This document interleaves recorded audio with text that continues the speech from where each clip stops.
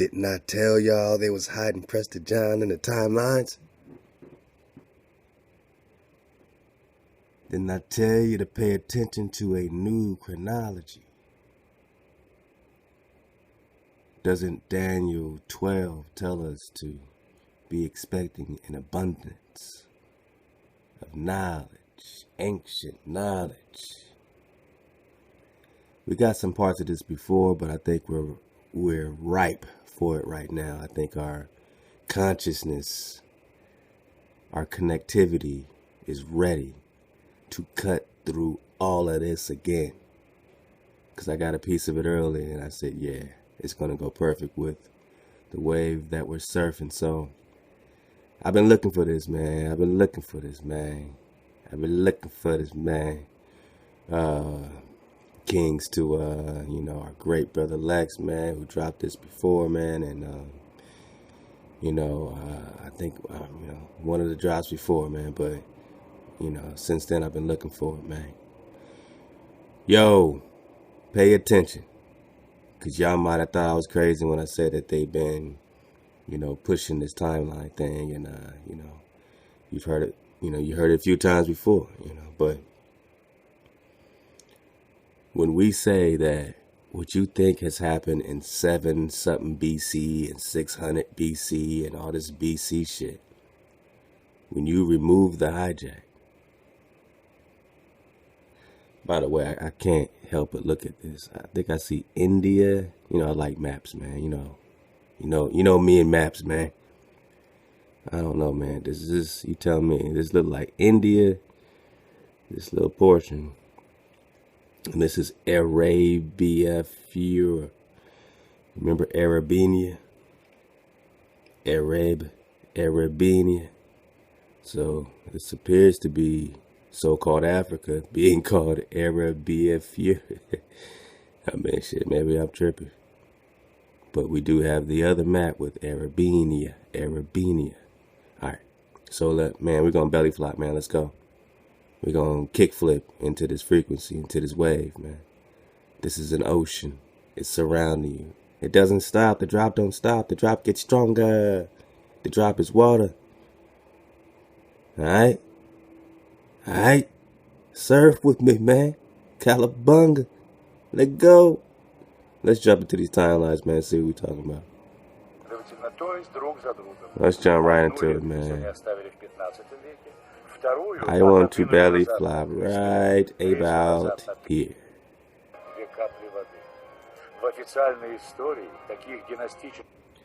In the official dynastic history, such duplicates. Now these people speaking Russian, man. Or some other stuff, man. All right, so we're going to read together, man. We like to read. All right, so in the official dynastic history, such duplicates are found quite a lot. Duplicates of dynasties. Now, you're reading your history and you're being taught this history and you're getting taught that this predated that. And what they're saying is that there's been duplicates of dynasties, dynastic duplicates put in by medieval chronographers practicing chronography, either on accident or purpose. But we know what our scripture says, that they will seek to change times and laws. Just pay attention. Because, it's hard for you to believe that when we say that what you're thinking 600 BC and King David and 600 and all this 700 BC stuff and BC, if you remove the hijack, because they found you here with no hijack in between you and your creator. If you remove this Christ, this Jesus, this Zeus that they brought to you, this vibration that's hijacking you, there is no BC and AD. There is no after Christ. If you remove the hijack, if you remove it out of the equation. Therefore, you're left with these duplicates.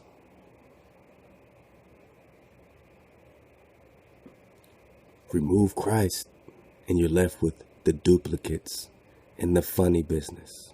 There's no BC or AD. So what they're calling medieval in their 1200s, 1300s, 1400s, They projected timelines, man. They took different rulers and different names and said, okay, those are different names, but they knew they were the same people, and they just put them behind each other instead of putting them parallel at the same time. So they spread out history and made it seem like they just been kicking your ass forever. Come on, let's go.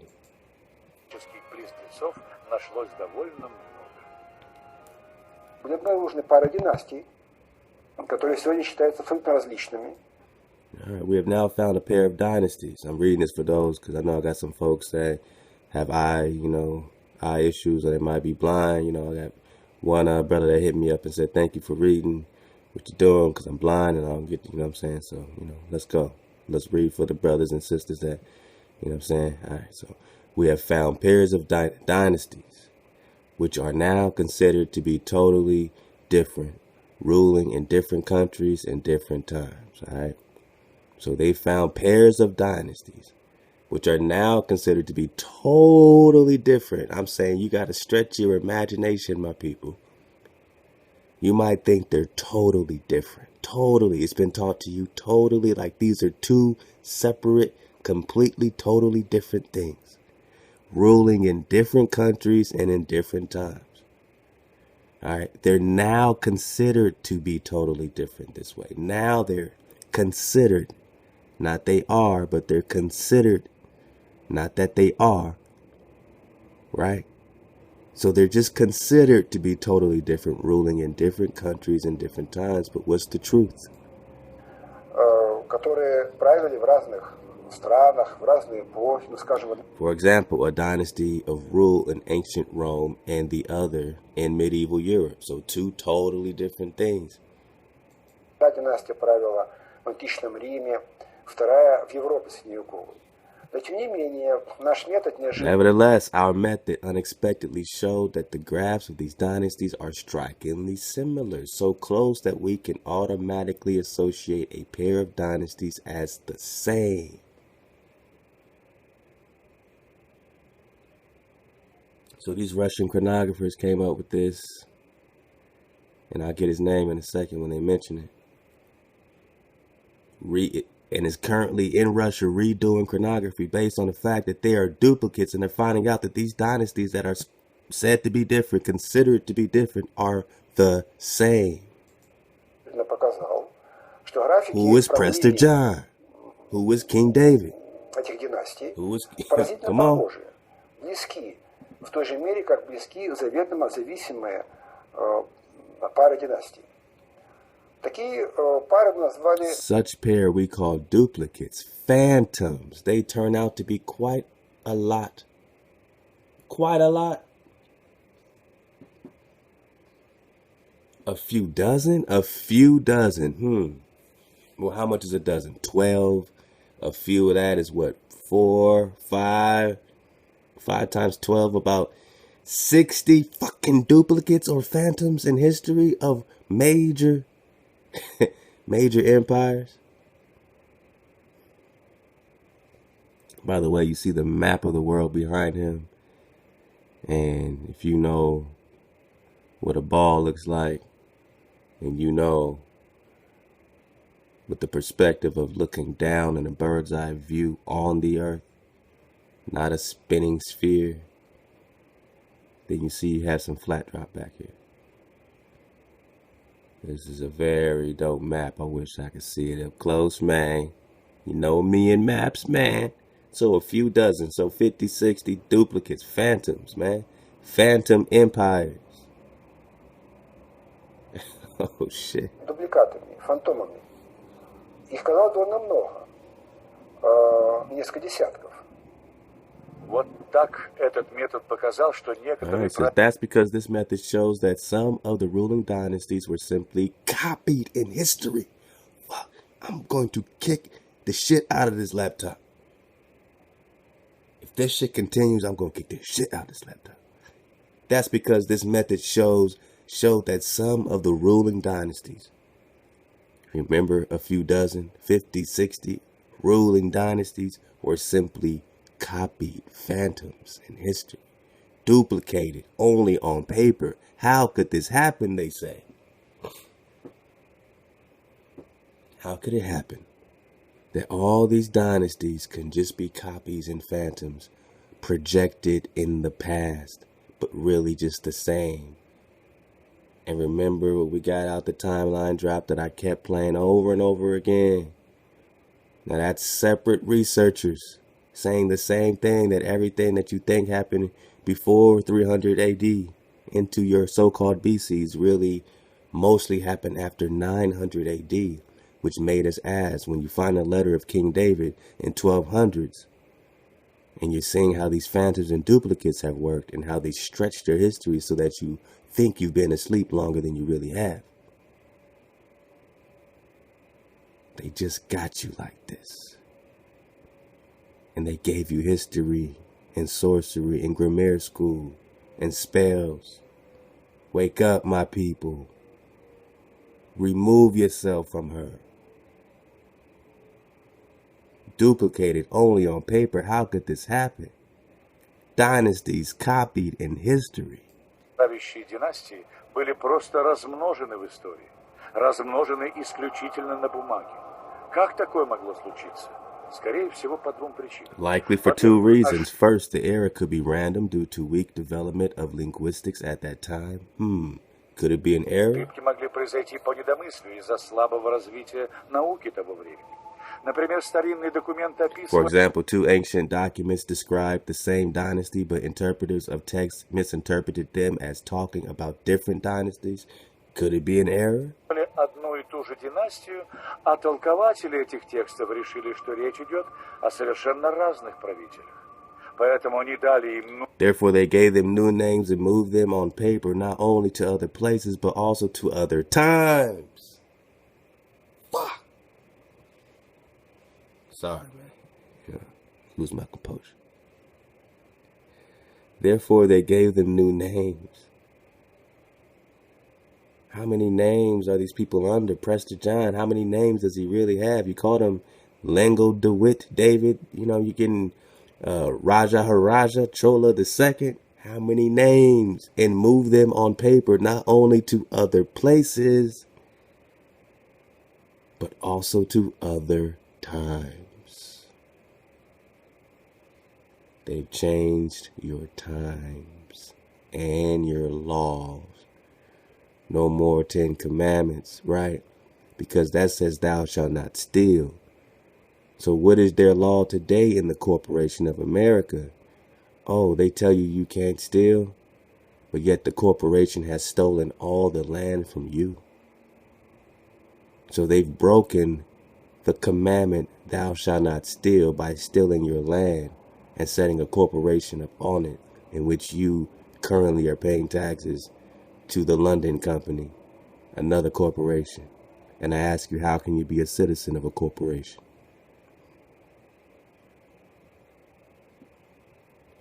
Therefore, they gave them new names and moved them on paper not only to other places, but also to other times. Новые имена и перенесли их не только в другие страны, но и в другие эпохи. Во-вторых... Secondly, and this is the main reason for such mistakes, is intentionally, bang, intentionally changing your times and laws. For some powerful forces of the Middle Ages, let's think about the powerful forces of the Middle Ages. Let's think about the Papal Bulletin, Diversas, 1452. Let's think about Pope Nicholas V and Pope Leo. Let's think about the powerful forces of the Renaissance. The rebirth of who? Of what? It must have been important to rewrite history for the sake of hiding something. I'm not making this shit up. You niggas thought I was crazy. My niggas, my kings, y'all thought I was crazy. Drop must be crazy. He's saying that there's no timelines and the new chronologies. Nigga must be out of his mind. What they doing in Inglewood, man? Shout out to the real. It must have been important to rewrite history for the sake of hiding something. intentionally in the Middle Ages a powerful force? Lego. Являясь основной причиной, такие ошибки возникли преднамеренно. Некоторым могущественным силам в Средневековье было важно переписать историю, скрыв в ней нечто очень важное для своих потомков и других народов.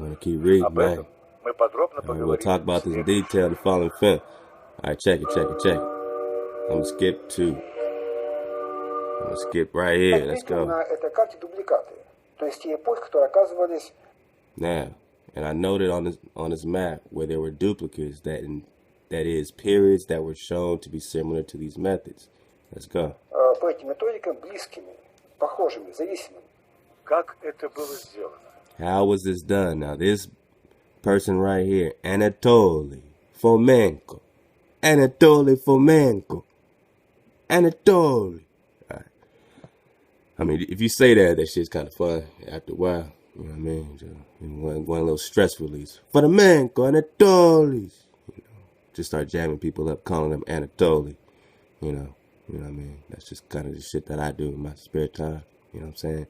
Anatoly, Fomenko, divided the history of the world at certain points. Then every era's detail was displayed on the time axis. So this cat right here, look at all these papers, all right? So he spread them out on the table and he started dividing the world's history at certain points. Then every era's detail was displayed on the time axis. So they put everything on this time axis.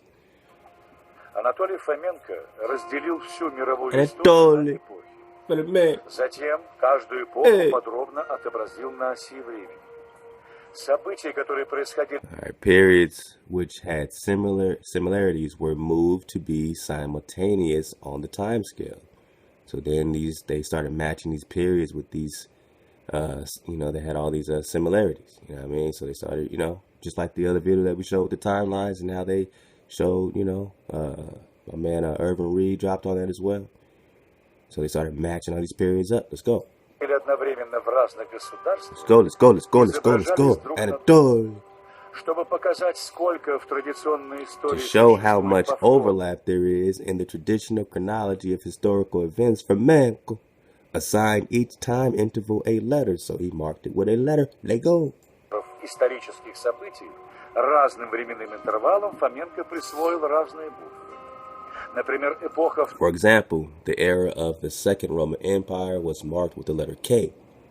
This same letter was used to mark its duplicates Fomenko had discovered. Let go. Второй Римской империи была обозначена буквой К. Этой буквой были отмечены все ее дубликаты, которые Фоменко обнаружил с помощью своих методов. Other historical periods, as well as their duplicates, were identified by other letters. For example, C and P were also marked on the map. Let go. Исторические эпохи, а также их дубликаты, были обозначены другими буквами, например, S и P, и также были отмечены на карте. So, a structure emerges that shows both the time axis and repetitions of historical events. Is y'all digging this? Is y'all digging on it? Have you pulled out your golden shovels to dig on this, man? A structure emerges that shows both the time axis and repetitions of historical events. This map was named Global Chronological Map. Look it up and dig on it, man.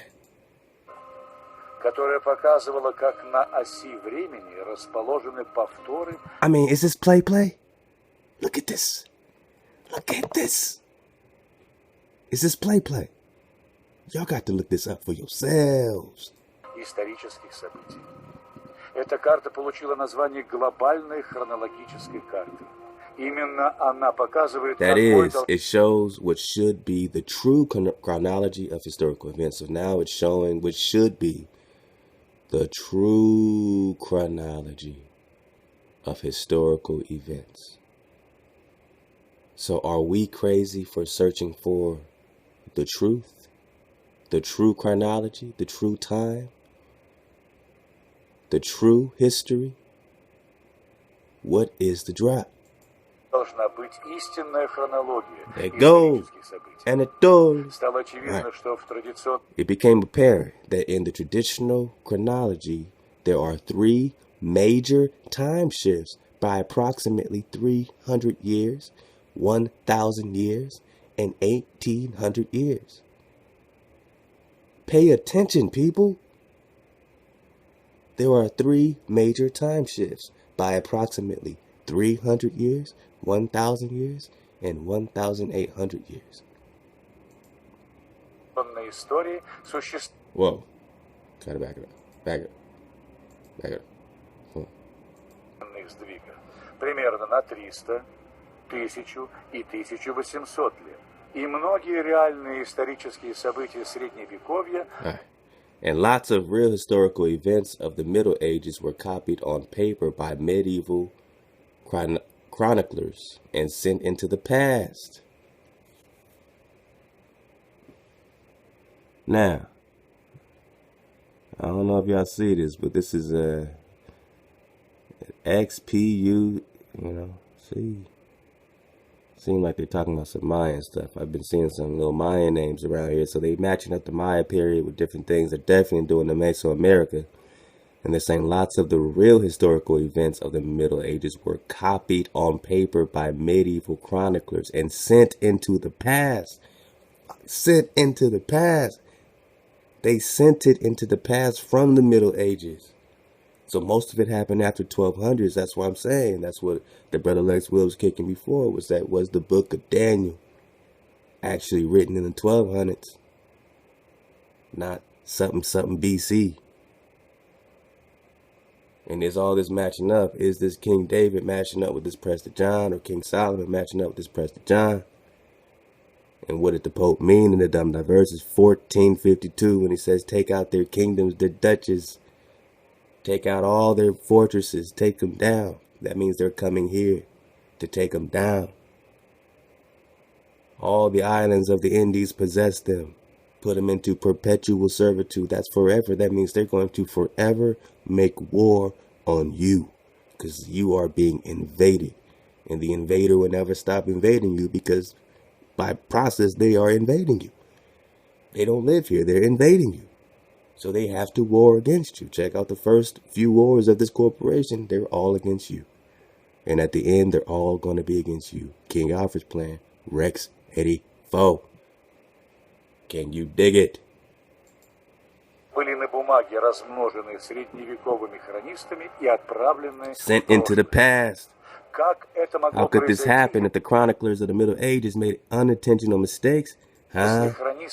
Were they unintentional? Допустили ошибку непреднамеренно.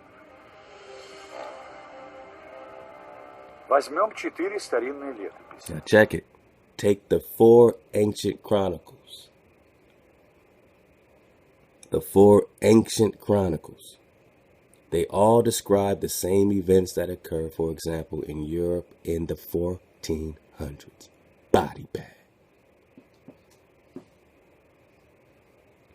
Body bag, Daniel. Body bag. They all describe the same events. The 4 ancient chronicles describe the same events, for example, in Europe in the 1400s. 1400s, Moors being exiled from Spain. Columbus discovers America. Khan, Genghis Khan, Cham, Genghis Chams, Shalmaneser, Genghis Khan, Shalmaneser, Genghis Khan, Assyrian captivity in the 1200s. Let's go. Все они описывают одни и те же события, которые происходили, например, в Европе в 15 веке. Но дело в том, что While the authors of these chronicles were living not only in different countries, but even at different times. So these authors of these chronicles were living not only in different countries, but even at different times. They spoke and wrote in different languages and used a different calendar. So you're getting different historical chronicles, the 4 ancient chronicles. You're getting different chronicles by authors living in different countries at different times, speaking different languages, using different calendars. So when you get all these different stories, it seems like they're different stories of different people, but they're all referring to the same people, and they can know that now by matching up the timelines in this true chronology and showing that these are phantoms of each other. But that they're medieval things going on in medieval times, the 1200s, 1300s, 1400s, that are being sent back into the past. Этих летописей жили не только в разных странах, но даже в разные Anatoly. Они говорили и писали на разных языках, использовали разные летоисчисления. Not surprisingly, in telling of the same king, city, or battle, they gave them totally different names. Totally different names. Totally different names. Shana Menasseh, Genghis Khan, Prester John, King David. Totally different names. Not surprisingly, in telling of the same king, city, or battle, they gave them totally different names. This is the... Alright, for real. Let's get it, man. For real. For real.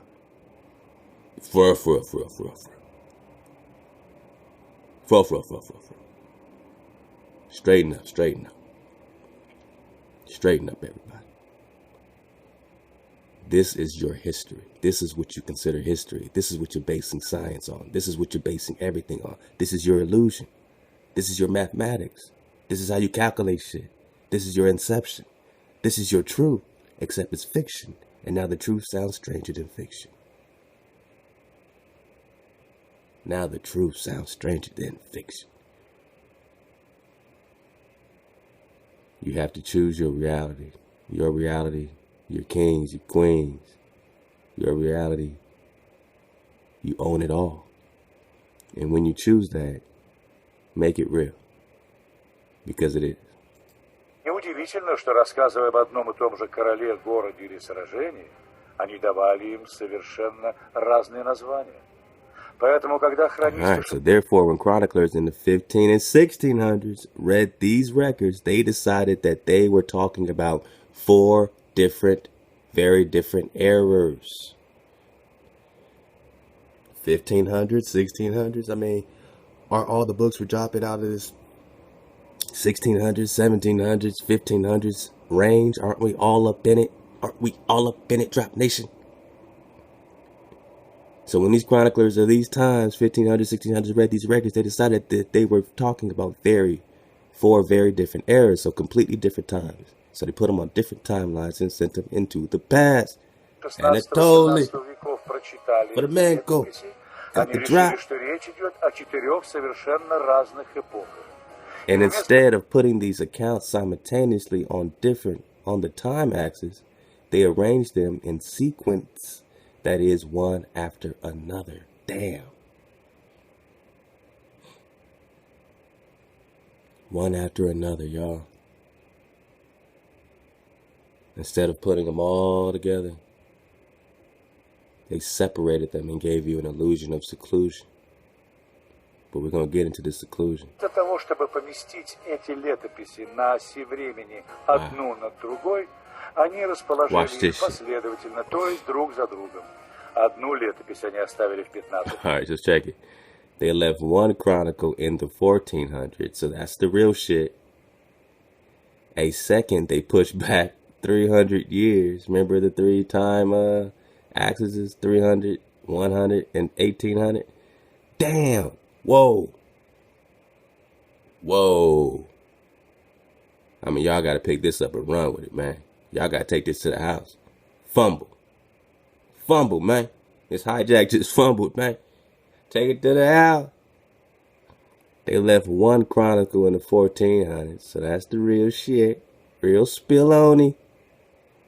A second, they pushed back 300 years, so then you're getting another chronicle that matches this 1400s chronicle, but you're getting it around 1100. Alright? A third, back 1,000 years.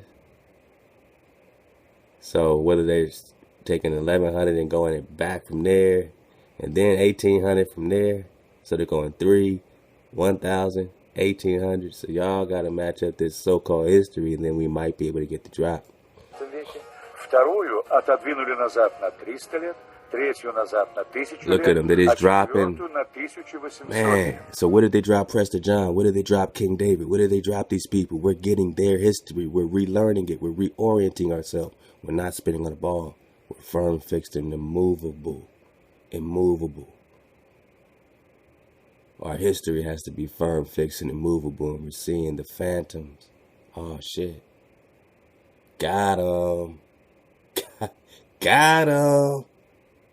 Put them all together, and you get a very long history. Whoa. So they want you to have a very long history. In reality, all this shit just happened. And it's all they know. And before that, they know nothing. But you do, because you are remembering it all. You are remembering it all.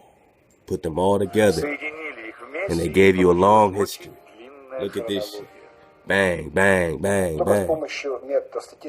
Only with the help of mathematical statistics can we have a truly objective analysis of old texts. Without them, unfortunately, it is impossible to construct a chronology. Можно по-настоящему объективно анализировать старые тексты. Без них, к сожалению, построить хронологию невозможно. Поэтому до нас...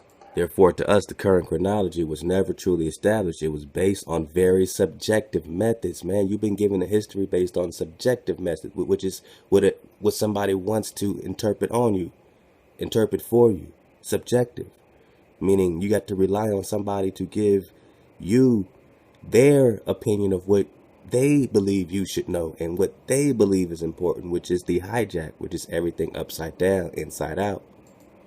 Подлинная хронология создана не была, она опиралась на очень субъективно трактуемые методы. До тех пор, пока... As long as the chronology did not use the methods of mathematics, statistics, and astronomy, the field of history will be very subjective and have a very shaky foundation. Remember the other timeline drop talking about the chronology, the astrology and all these projections. So y'all got the drop right here again. Everything is here for you. You go to historic drop. You go down to categories, you get that historic drop. All down here, as well as Drop Nation and all the other folks that we deal with, man, all the categories that we're just building and, all kinds of stuff, man. So, Teach Me to Be Priestly dropped another one, man. Love to this brother, man. We've been on a wonderful cedar ride with this brother. And, when the trees speak to you, man, when you understand how important this frequency is. So, without further ado, we're going to get into this as a dismount. But let's get into some of this frequency and see what we're talking about here, man. Let's see what these trees is really about, man. Support J Stu, support Drop Nation. And thank you everybody who is supporting our framework here, man. That enables us to run this website, get our radio show popping, and so much other things. So thank you everybody, man, that wants to see us succeed, wants to see us do something that's never been done before. All right. Secret drop, ancient knowledge. Now this whole thing, I everybody just go check this shit out. Just go do it. If you know it's good for you. If you've seen it before, see it again. Because we've gone through so much that has caught us up to so much more. Having much, once you get to swim in more water, then you're able to absorb more and more with it, man, and come back to it, man, and get so much more of the spectrum. So y'all go check out all of this, but let's just get into it, man. We're going to cover top to bottom. So, this is going to be a whole series that we're going to do. We're going to do multiple series, so don't freak out. It's all good. It's nothing but the drop, man. We're going to do multiple series. We'll be right back with that Prester John part 11. Oh boy, who is Prester John? Are you hiding in the timelines, Prester John? All right, so let's get it, man. And I can't wait to get to that teach, man. Do a little dismount, but everybody, everyone go check out all this too, man. Subscribe to teach, love to teach. Let's go, man. Let's go. All right.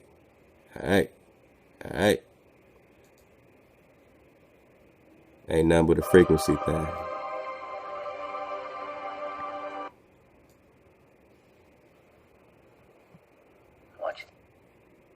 Branch either directly or indirectly from these two emotions.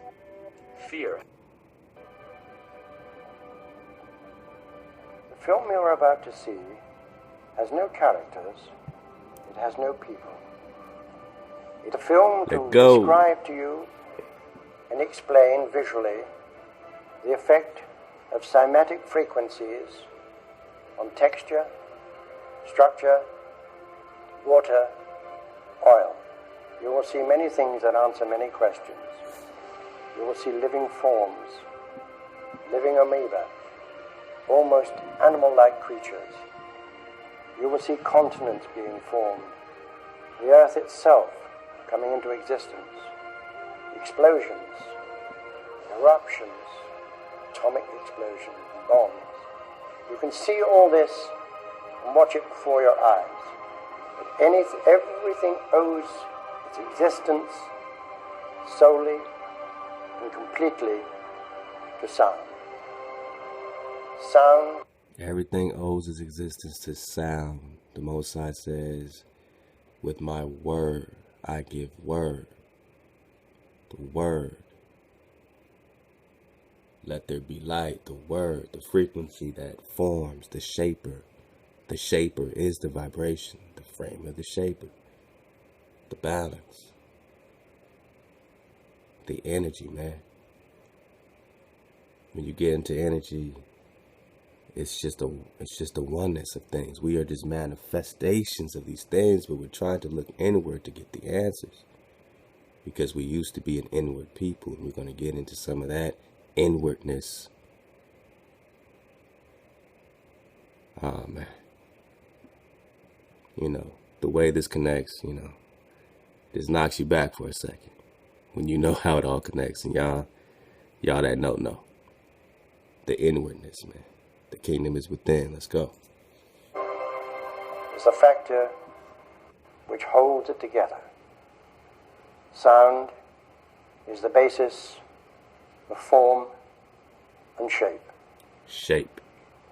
In the beginning was the Word, and the Word was God. Bang. We are told that this is how the worlds began and how creation took shape. If we put that into the modern idiom and say that into the great voids of space came a sound and matter took shape. Please watch carefully. And you always got to dodge the hijack. You see how they try to Luciferian you. At the very end, they hijack you and say, oh, out the void of space comes a sound. It's just a void of space, and then the sound comes.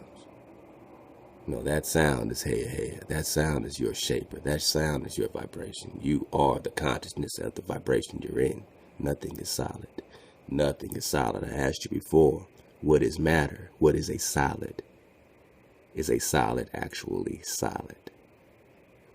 Now let's get into the semantics. Let's get into the frequency, because it's more important now than ever to be in the frequency of the Creator and of your sacred trees.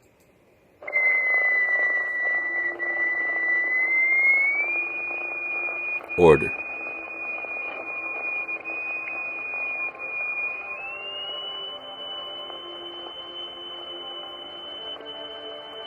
We can also use different shaped state.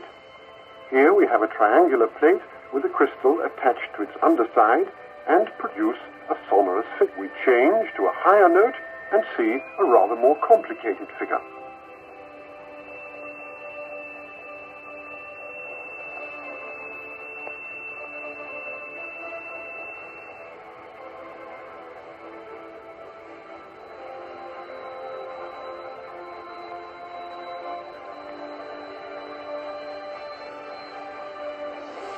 All sound, all vibration, everything you see around you is in this vibration. You're too close, you can't see the big picture. You're in a vibration. But you're going to have to choose your order or chaos. Everything in existence is the result of a frequency. The Bible tells us that in the beginning was the Word, and the Word was hey. Word equals symbolic for sound frequency. The wave, the frequency wave, the sound wave, the ocean wave. It's all a wave. We are surfing the wave, the frequency, the sound. We're surfing the word. We're surfing Heya.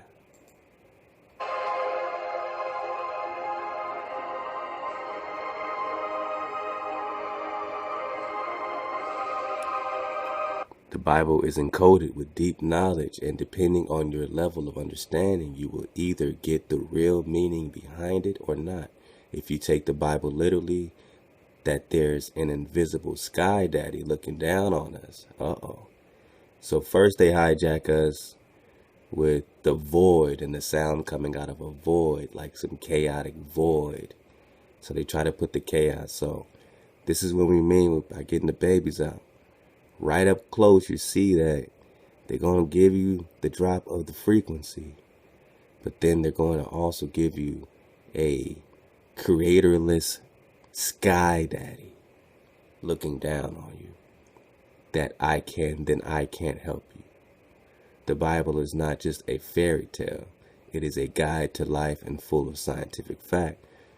So this is not unfamiliar. There are people like this, just like spirit science. When we go to these type of things, these people understand the vibration, but they cut off the creator. And they think that it's just a void and it's all about just random frequency. And they can use it themselves to create whatever little power they can create. They don't hear the inward voice. So they see everything from an abstract point of view, not a concrete point of view. So they can't take it literally. They can't take it concretely.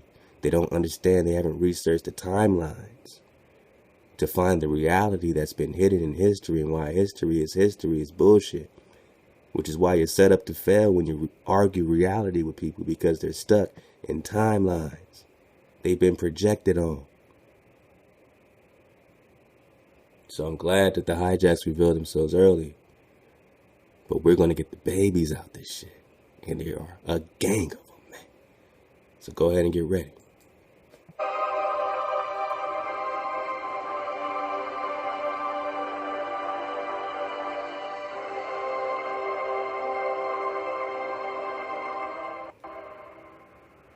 We use sand and lycopodium. The lycopodium moves to the center of the fields and takes up circular shapes. The sand forms the lines. Each material has its own special way of behaving.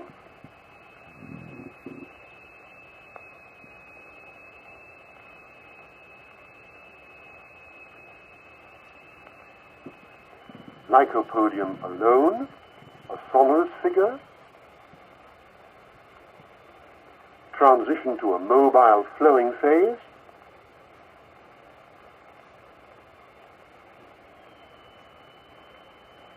and back again to the figure.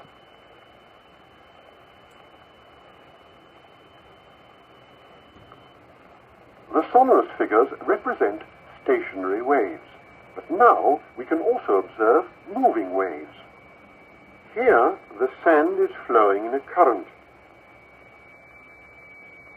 What is it that drives the rotational effect in our galaxies? What is it that drives the rotation of the planets? What is it that drives and impacts the rotation of Earth? In vibrating glycerin, we see continuous waves which form the queerest figures. And yet, the extraordinary things we see here are simply and solely the effect of vibration.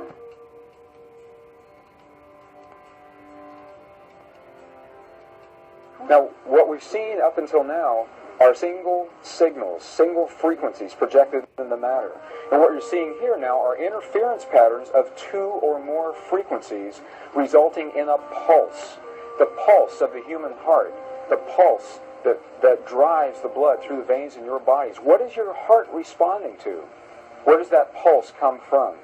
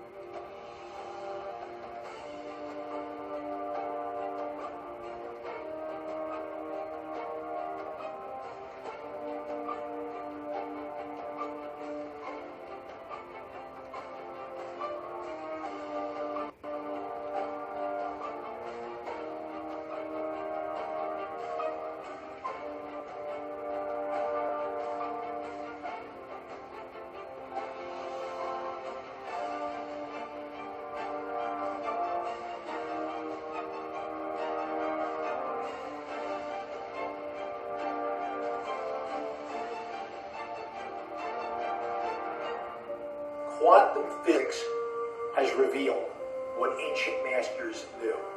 Matter does not exist. The concept of substance arose from the philosophy of Aristotle, and from that concept came science's conception of matter.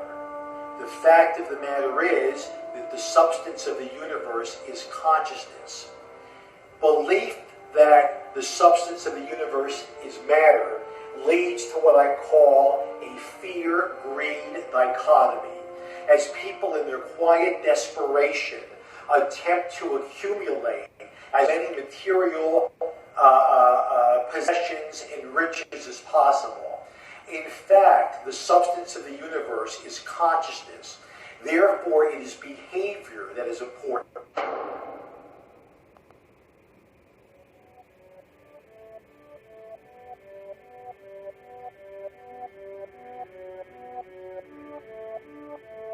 The life we perceive with our five senses is not reality. Quantum physics has shown that space and time are illusions of perception. Therefore, our bodies cannot truly be a reality if they occupy this space. Rutherford performed an experiment in Manchester that revealed him the shape of the interior of an atom. Scientists were shocked to discover that the atom is almost entirely empty space. The question then became, how could this empty atom possibly make the solid world around us? Our true consciousness does not exist in our brains or in our bodies. But this illusion of our individual bodies, along with the misinformation of our true origins, has manifested the idea that we all think independently from one another. Within this understanding, it would seem impossible to scientifically explain telepathy, clairvoyance, spiritual mediums, and other phenomena dealing with transferring information between sources without physical means of communication. But when you understand that there is a common spiritual bond between all things in the universe, and that we are all part of one divine intelligence, no phenomena is unexplainable. The blank matter within the most basic building blocks of perceivable existence is malleable and molded by intent. This means that consciousness shapes our reality. This seems difficult to accept for most, and it is quite understandable. In modern times, we are taught from an early age how to think rationally and tangibly. This is a very left-brain method of education, and it has more harmful effects than is given credit for. The left brain deals with logic, details, facts, patterns, practicality, science, and math, as the right brain deals with feeling, intuition, symbols, images, risk-taking, philosophy, and religion. With a deliberate push for government-controlled educational curriculums, generation after generation of the youth are being taught to focus only on the facts, figures, and numbers. Repetition is used to train children subconsciously to accept what they're learning. Children aren't rewarded for questioning the validity of the information they receive. They are ridiculed. However, the children who blindly accept the information as true and merely regurgitate the information on command when it is time to take a test, those children go on to become the decision makers in our government, law, medicine, business, and every other occupation with power and prestige.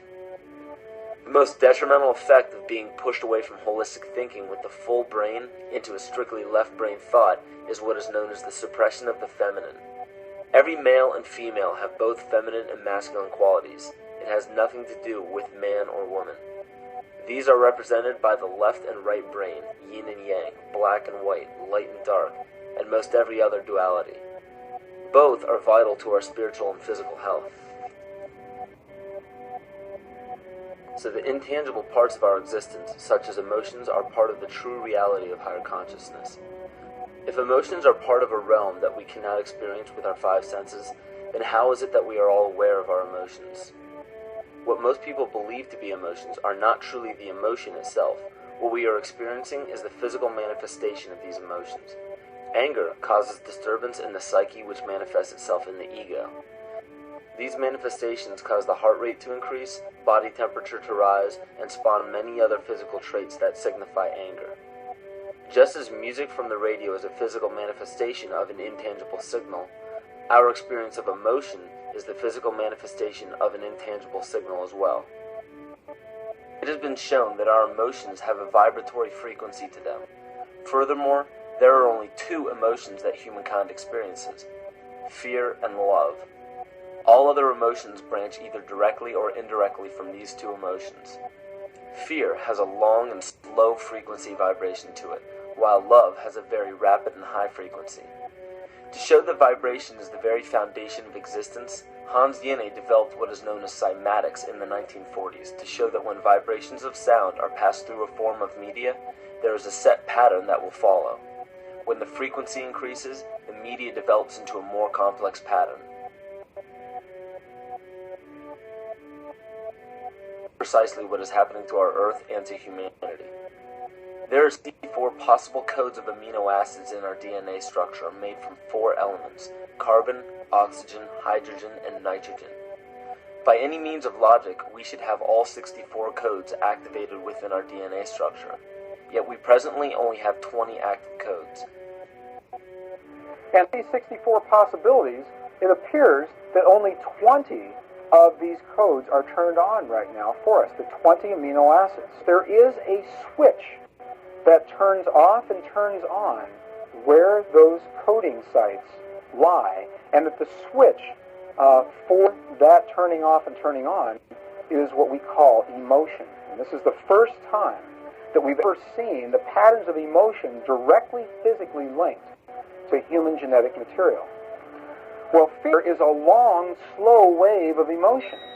So this wave of fear is a long, slow wave and touches relatively few sites on this DNA. So an individual living in fear is limited to the number of antennae that they have available to them, whereas an individual living in the pattern of love, this is love.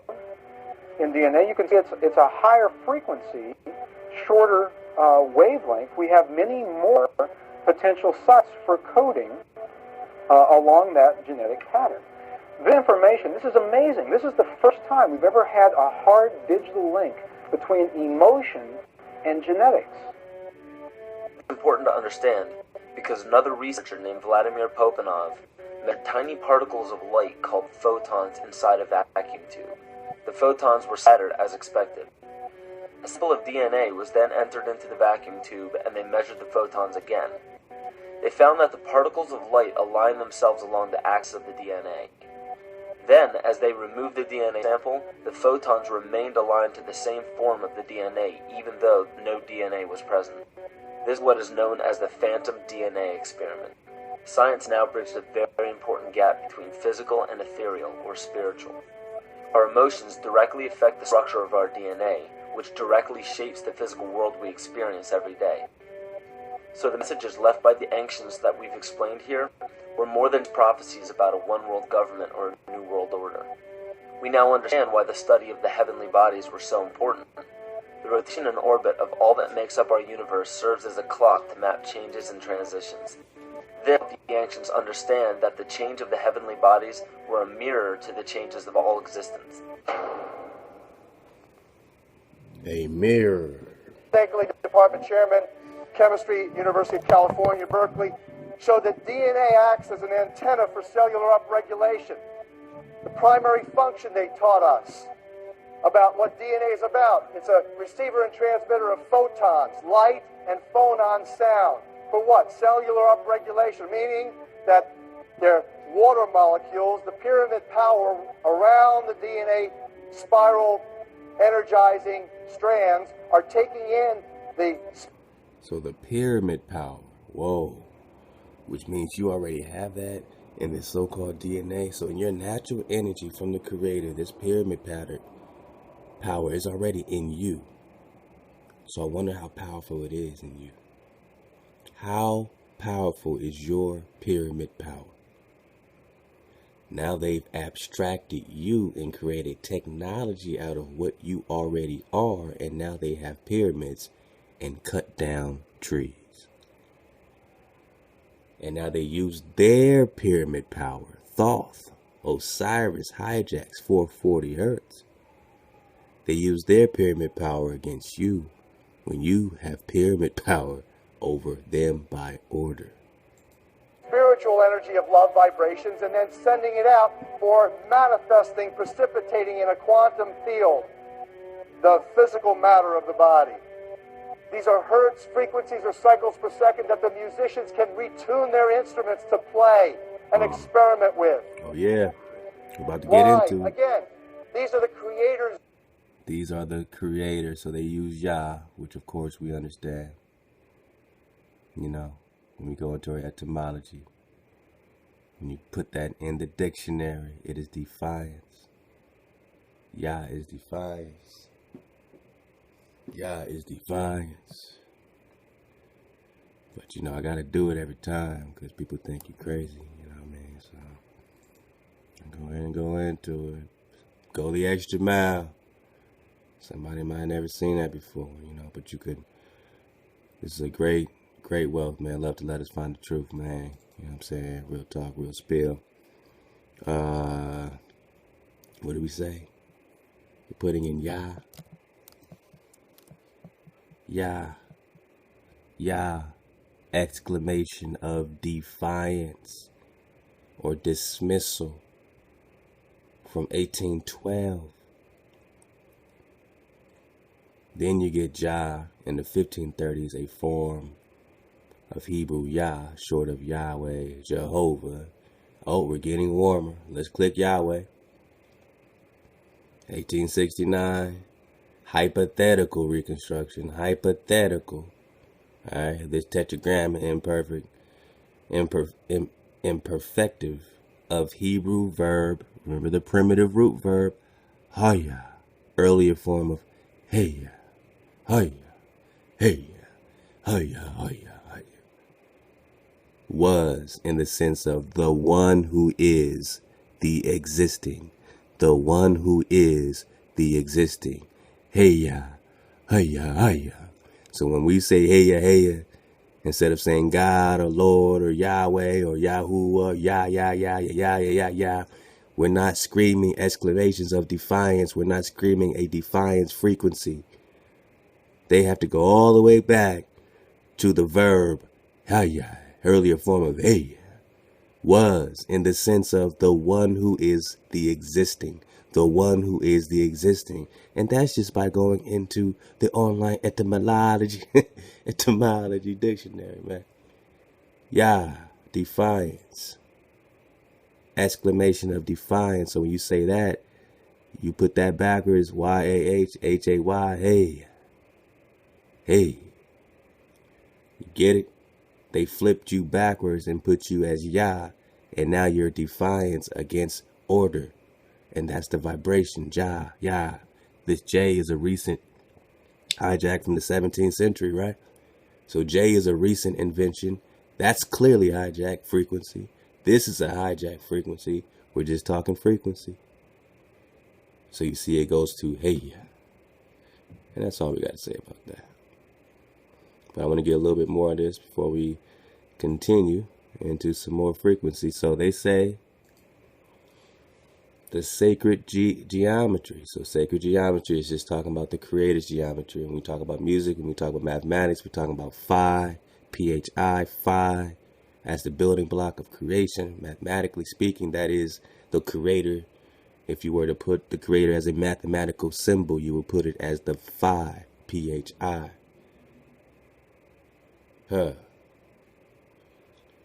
Let's go. Musical scale, the original solfeggio. The original solfeggio. In the Bible. So the ancient priests who knew how to levitate. Let's go back a little bit. We have many more potential sites for coding. And then sending it out for manifesting, precipitating in a quantum field the physical matter of the body. These are hertz, frequencies, or cycles per second that the musicians can retune their instruments to play and experiment with. Why? Again, these are the creator's musical scale, the original solfeggio, buried for 3,000 years in the Bible.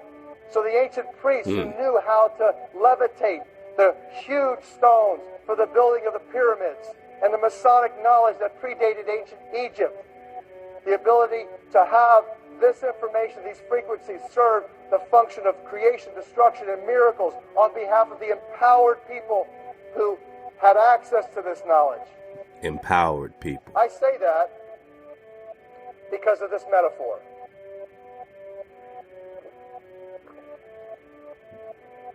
This is the difference between the power of our Creator and anything else, particularly evil.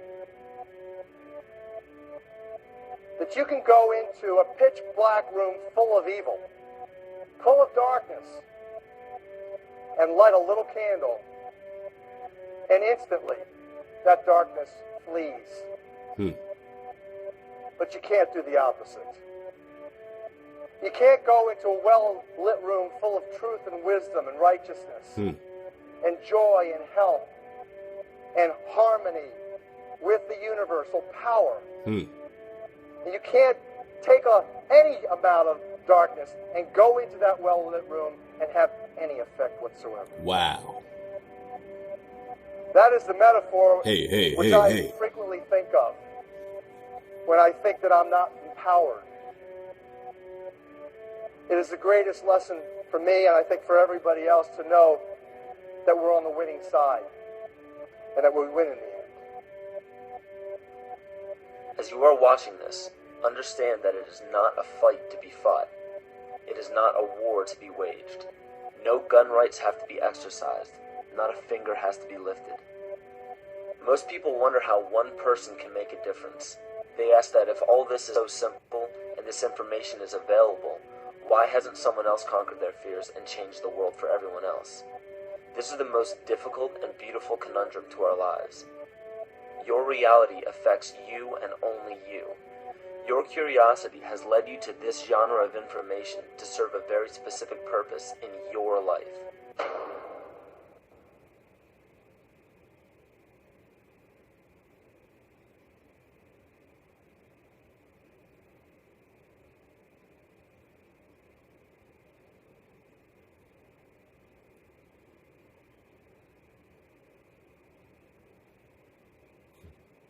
Love is the key. Love is the key. Love is the key. When we hear, we either accept or reject, or we translate what we hear according to our knowledge, our background, or we compare what is being said to what is already known. Or we oppose one idea by another. All these characteristics of hearing denies the act of listening. When one listens, there is no comparison, there is no acceptance or rejection. That very act of listening brings about a total attention in which you see the totality and the whole significance and structure of what is being said. The quality of listening is attention. And when you attend totally, with your whole mind, with your heart, with your nerves, with your eyes and ears completely, intensely listen. When you give your whole attention to something, that is when you are completely listening. In that state of attention, there is the act of listening. And that act of listening puts away anything that is not true.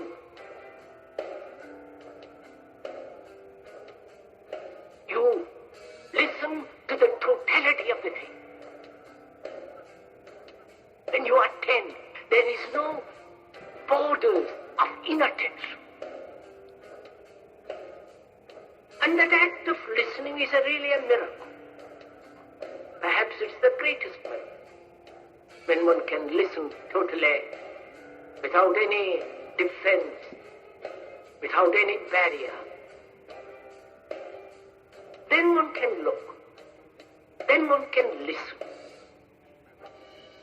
Look, sir, if I want to understand what you are saying,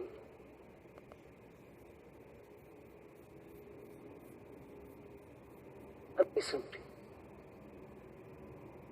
I listen to you with affection, with care, with attention. Because I know what you're saying.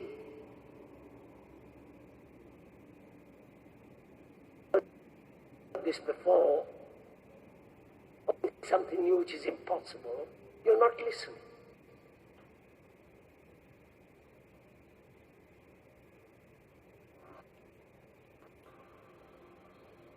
Alright, man, so that's just part one. We're gonna get these little separate parts, and we're gonna continue, you know what I'm saying? One of the most intriguing discoveries of modern science is the fact that there is nothing in this world that even approaches what might be called truly solid.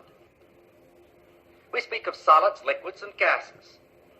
But these terms describe superficial rather than basic properties of matter. All matter, regardless of its state, is composed of invisible particles called atoms, which in turn are composed of other particles.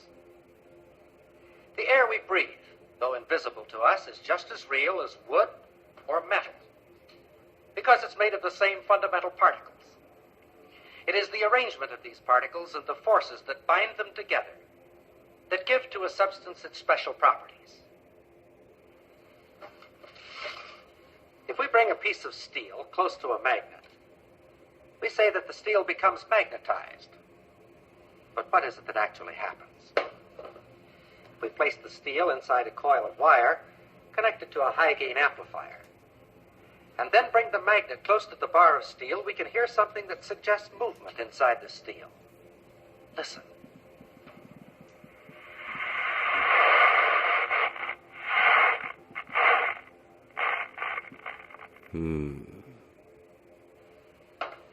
We think of a piece of steel as being solid, and according to our definition, it is a solid. But the popular concept of what makes a solid is certainly a false one. This piece of steel, and any so-called solid substance on this earth, is almost entirely empty space. If we could eliminate the empty space in this piece of steel, all that would remain would be a tiny bit of matter, so small as to be invisible even with a high-power microscope. This concept of almost unlimited empty space within matter is comparatively new, but it is the very cornerstone of our knowledge in this atomic age. Atoms are not solid. Instead, they are tiny solar systems composed of infinitely small particles revolving at tremendous speeds and bound together by enormous forces. And like our solar system, atoms are almost entirely empty space. For the moment, let's forget the forces within the atom. Thinking only of the particles and the empty space around them, science knows no reason why I couldn't take this so-called solid steel bottle and just throw it right on through that wall. Except this, we've tried it and it hasn't worked. If I were to attempt to run through that wall right now, all I'd get for my trouble would be a good-sized lump on the head. But that which would prevent my body passing through the wall would not be a collision of particles, but rather a collision of forces. The same forces that make an atom bomb. And if it were not for these forces, my body could go freely back and forth through that wall, just as though it were not there. It is within the realm of scientific possibility that there could be two worlds coexistent, occupying the same part of space at the same moment of time, each world just as real as the other, with its mountains, valleys, rivers, trees, and people. And that one world could pass freely through the other world, neither world being conscious of the existence of the other world, if you grant just one thing. Atomic forces within the material substance of these two worlds that are not mutually interactive. Not mutually interactive. So now we just have a whole nother take on parallel timelines in history. I mean, could we venture to surf the wave and say that not only are these things given different names and titles and put on top of each other, but spread out, but they're happening at the same time? Could they be happening? Could they be parallel times on top of each other?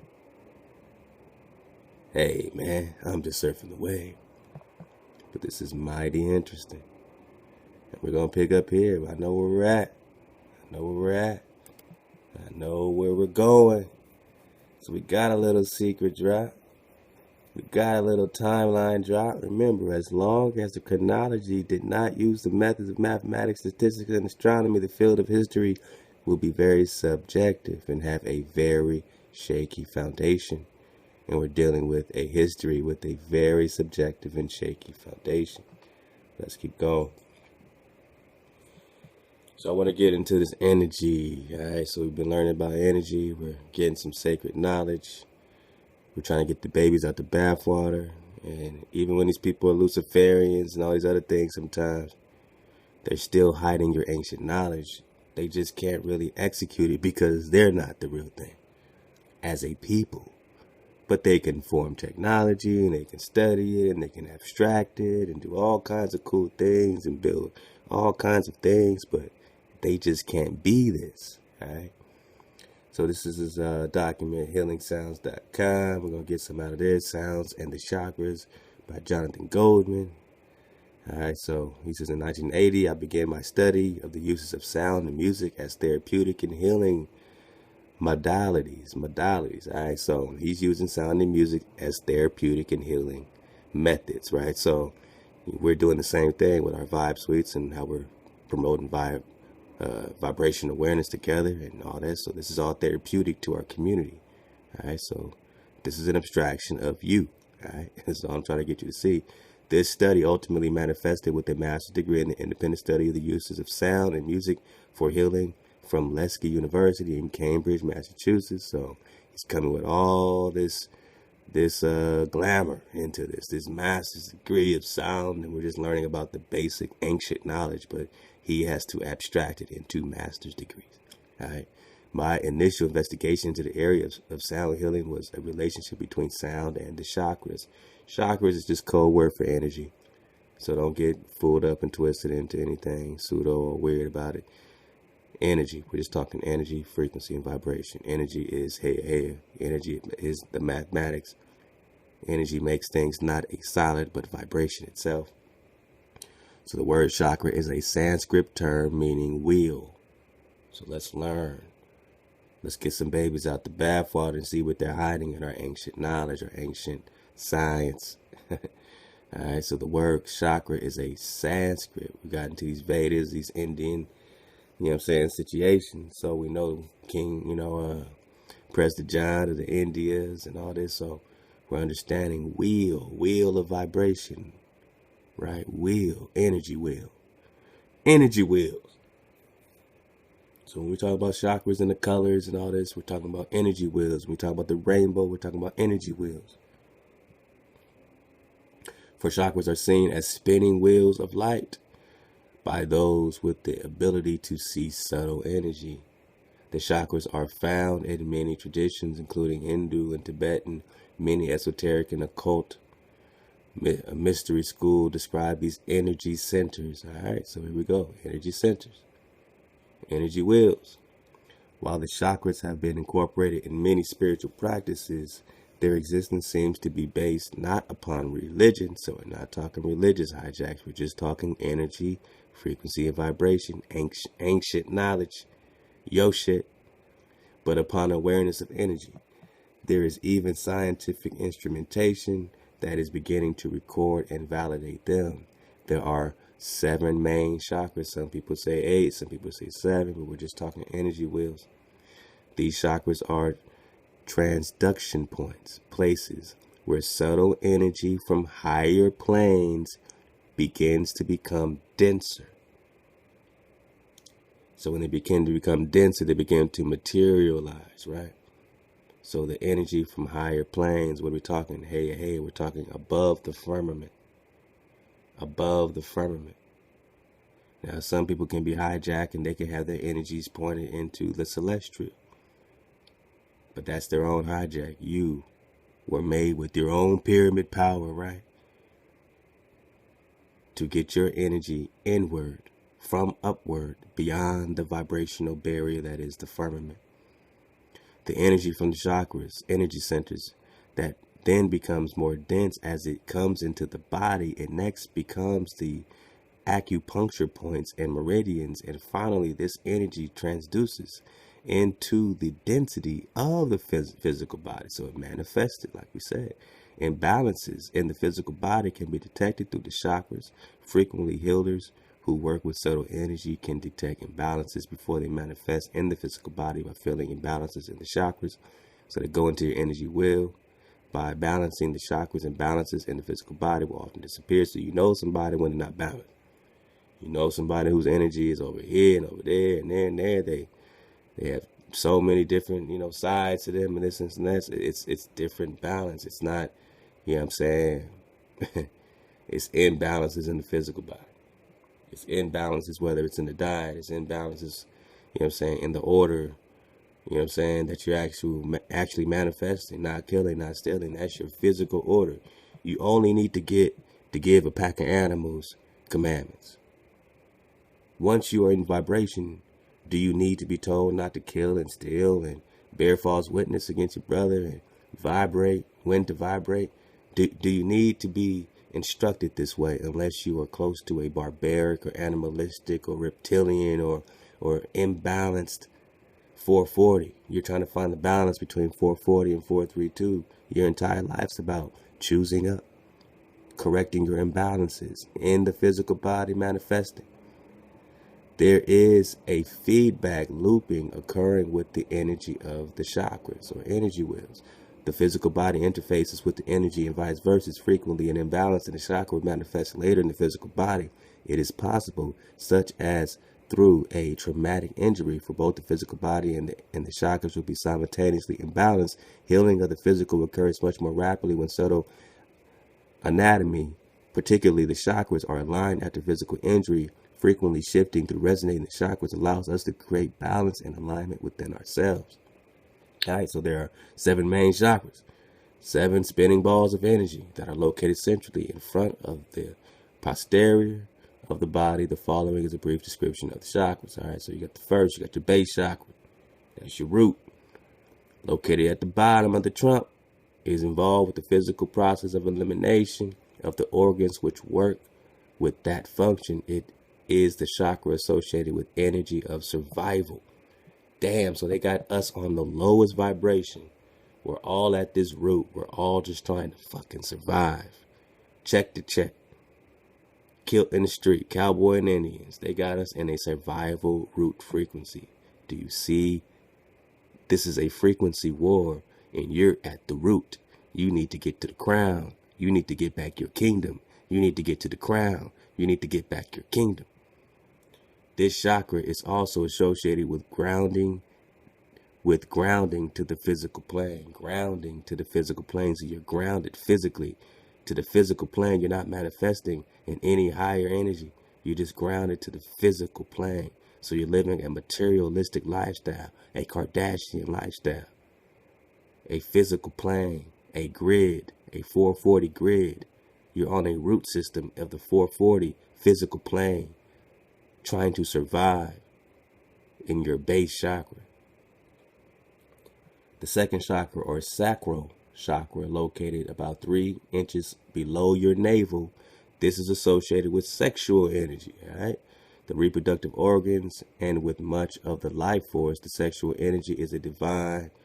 All right, don't go for the divine hijack. We're just talking the creator. All right?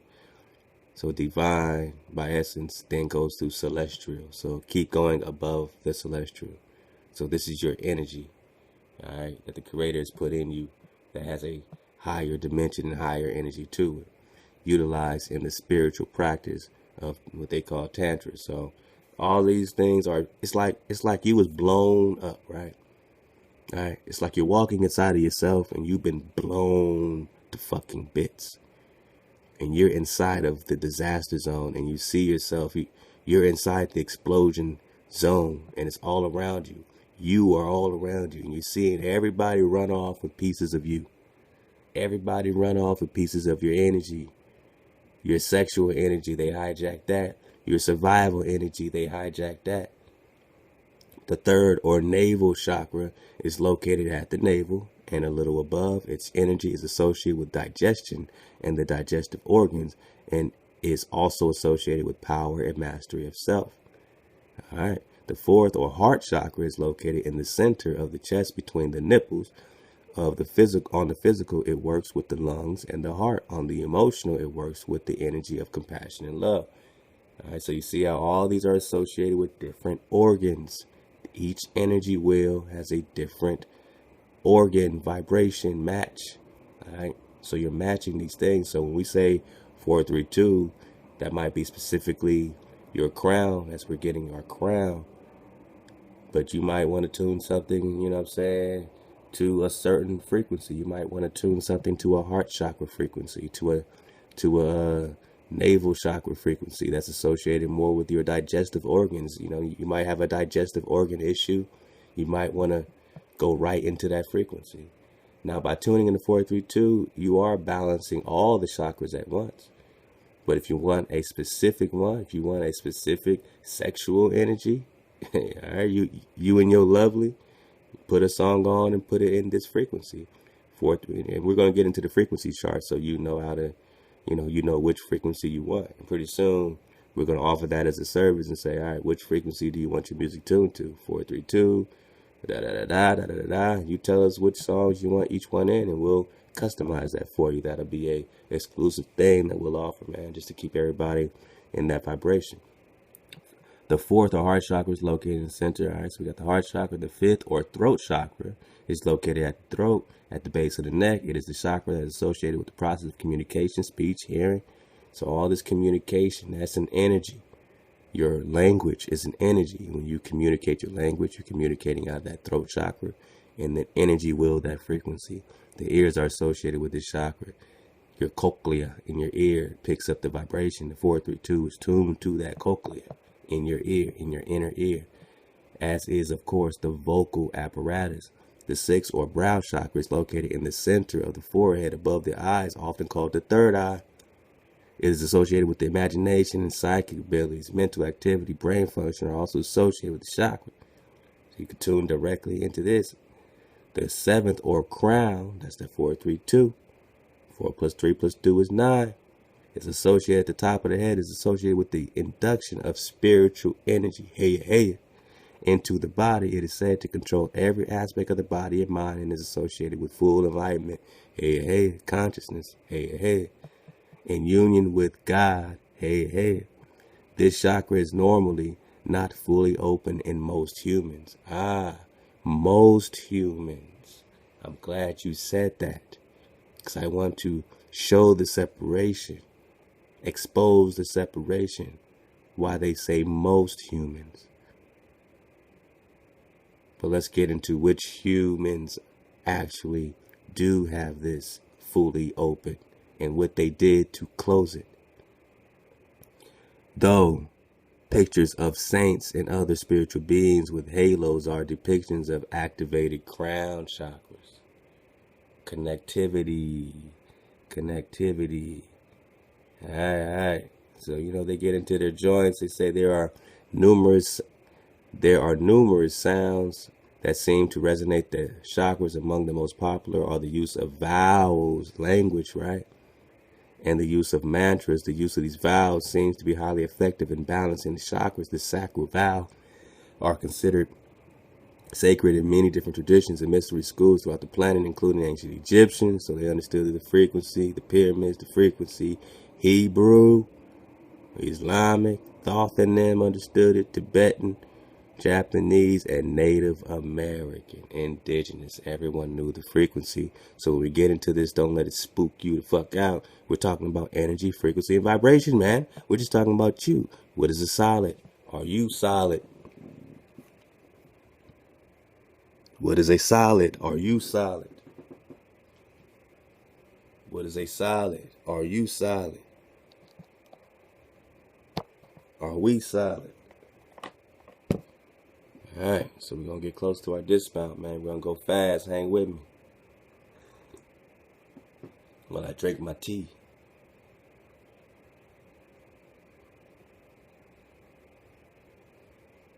Hope everybody's doing great. I know we've been going mighty fast, but We've been surfing. Sometimes you surf the wave, you know.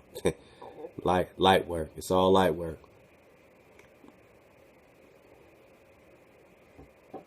All right, let's go. Let's go. All right, so it's another site. Which is called rickrichards.com. You know, I just wanted to get something to show you the color system. So you got the root chakra.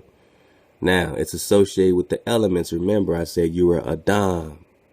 You were Adam. Adam was created with the energy, the crystal energy, the power, the order over fire, water, air, and land, right? Fire, water, air, and earth, land, right? So you got the root chakra, that's the earth, right? So you're in the survival mode. You're fighting for the earth. You're in the earth. You get it? Yet, this is the energy wheel that's associated with earth. Yes, you're in a physical, look, fundamental principle, physical will of being as opposed to spiritual will of being. So this is your physical self, right? This is your animalistic self. This is your root. They have you in the animalistic frequency. Spinal column, bones, teeth, nails, anus. Anus is important, man, because a lot of their rituals have to do with this and getting your spiritual energy through your rectum. Anus, rectum, colon. So when you sign these deals with these people, when these people do their little, you know what I'm saying, deals, when they make their deals and they get this stuff done to them, or something like it, blood, all their deals and sacrifices are all right here in the root. This is your earth. You have to overcome your root. You need the balance. You need the earth. You need the balance. What else? Sacral energy. All right, so that colors from red, from root to orange, water, and all biological life, sense, taste. Creative reproduction of being. So, okay, this is your sexual energy, all right? Prostate, ovaries, testicles, and all that. So they got you in these frequencies, right? These are the frequencies they keep you on. But it's all a part of you. You got to know how to balance them. It's not that you don't need them. You don't throw the babies out with the bathwater. You don't throw the earth away. You don't throw the sexual energy away. You just put it in order. You have to balance it. Solar plex, fire. So, all right, we got the element of fire there. We got the element of water here. We got the element of earth here. Earth, water, fire, Adam. You see how they split apart Adam? All right, so we're just talking about what Adam is, what a human is. This is in you. This is your inner pyramid. This is your inner frequency, your inward self, right? Fire. So you got sight, shaping of things, lower back, abdomen, all right? Let's go. Heart, air, fire, water, earth. All this is Adam, all right? So those are your lower vibrations, but then you get into your higher ones as you get into your supreme self, right? So you got your air, touch, devotion, self-abandonment, heart, upper back. So this is your heart chakra. We're going to get into all these frequencies. Throat, ether. So now you got the ether. All right, we're going up, we're going higher. Hearing, resonance of being, neck, throat, jaw, ears, voice, trachea. This is all your language frequency. Your ether frequency is your language frequency. Your third eye, sight, sound, smell, taste, indigo, yellow. It could be all these colors.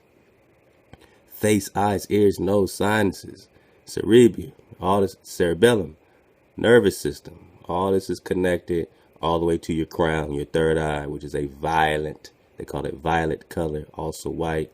Fundamental purest being. This is that hey, all the way up connectivity, pineal, your pineal, cerebrum. You dig? So let's go.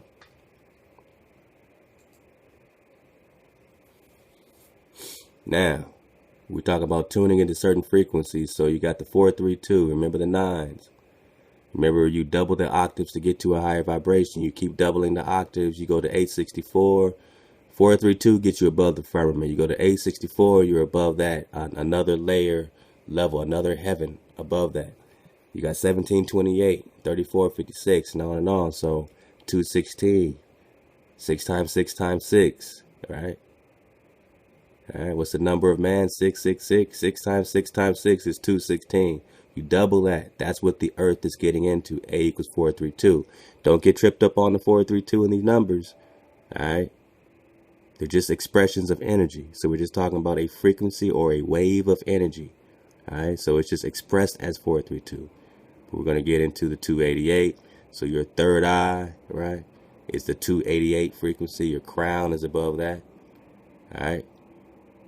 384 for your throat, heart, 256. Now I'm just staying in middle C if you understand music and, you know, got a little fluency in math, the math of music, the octaves and chords. Some people are very fluent in that.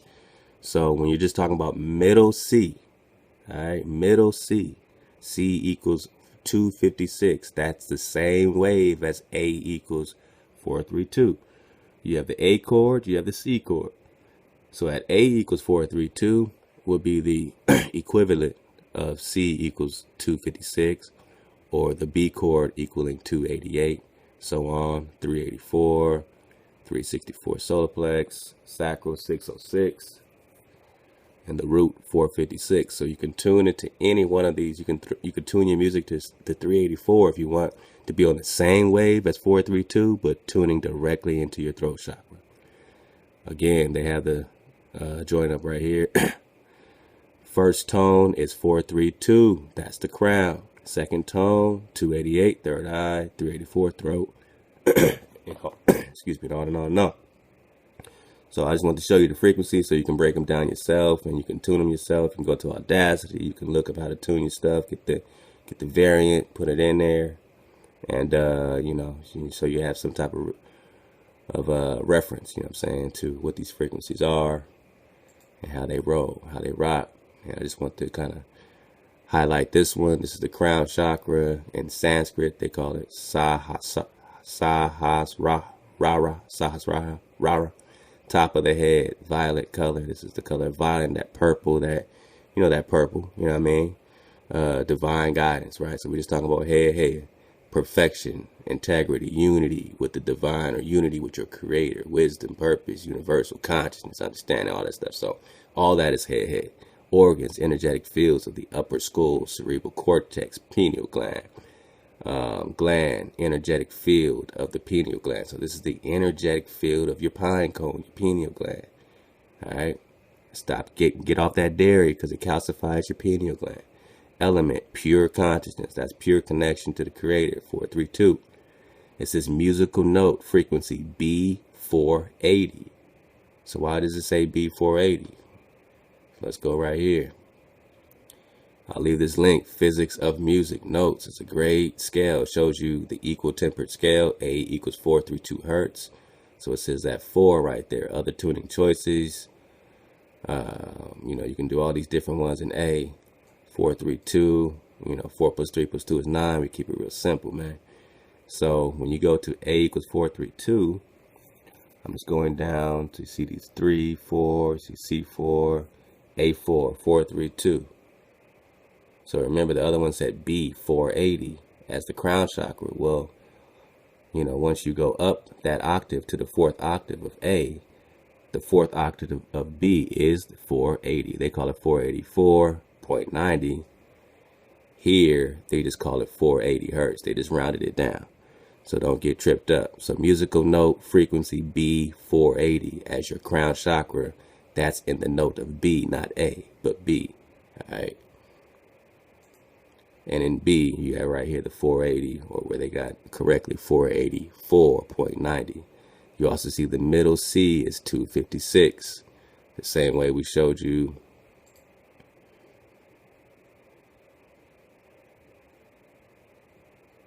the 256 right here, 4th tone. That's your heart chakra, 256. 256. All right. So stay with us, rock with us. And, you know, you can experiment with those frequencies because you're all on that, you know what I'm saying, hey, vibration. That's the wave we're on, you know what I mean? So we're just getting more specific with it. They got gemstones, so you know our trees are crystal, right? So our trees were naturally in these frequencies, giving us pure consciousness. We were able to surf the wave of consciousness with our trees. When they were cut down, we were hijacked. Our frequencies were hijacked. Gemstones, alexandrite, amethyst, clear quartz, diamond, selenite. So these are these vibrations. You know, you can start carrying that quartz around. You know what I mean? Get that vibration up. Herbs, frankincense, lotus, neroli, rose, spruce. So you know about that frankincense and myrrh.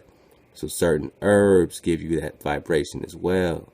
All right, essential oils. All right, causes of shrunken chakra. Now these are the causes of a shrunken crown chakra.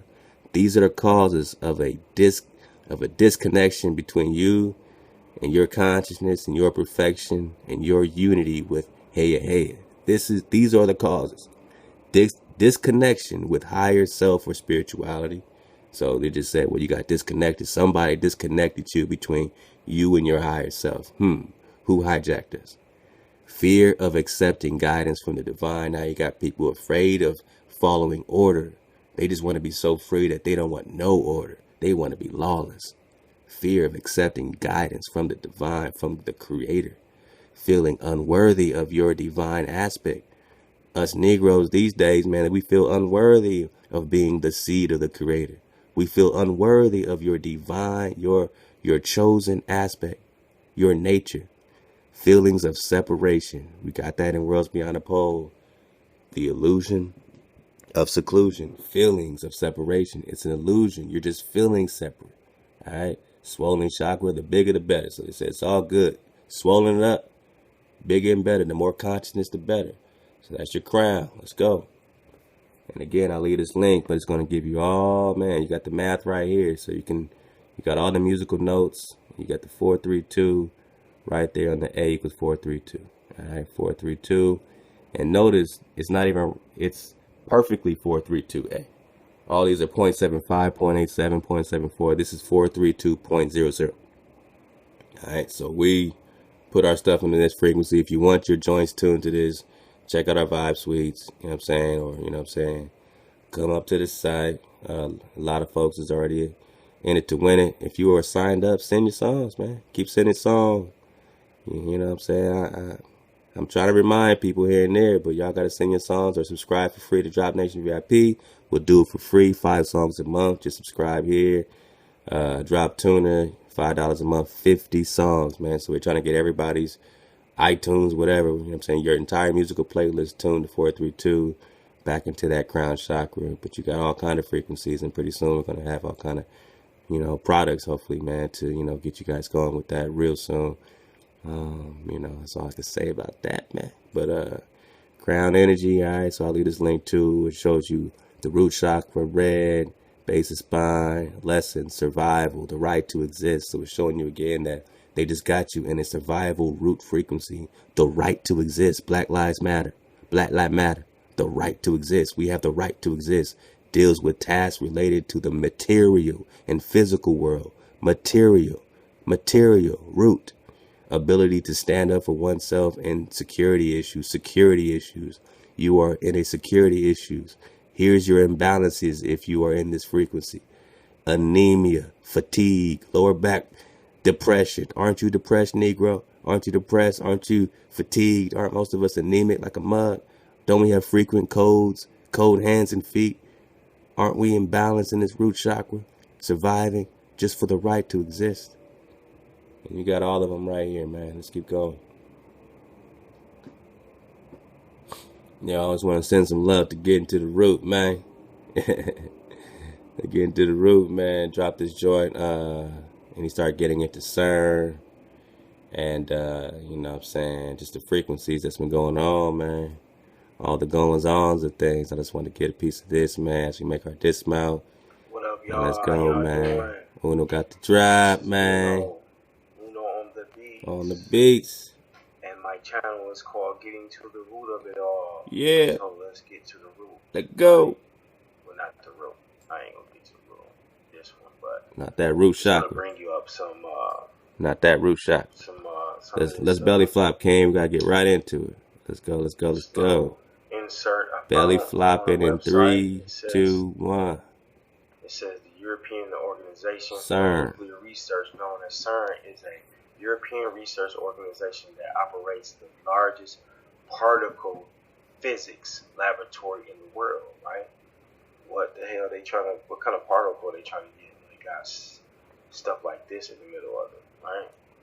Let me show y'all some more images. Just want y'all to see CERN.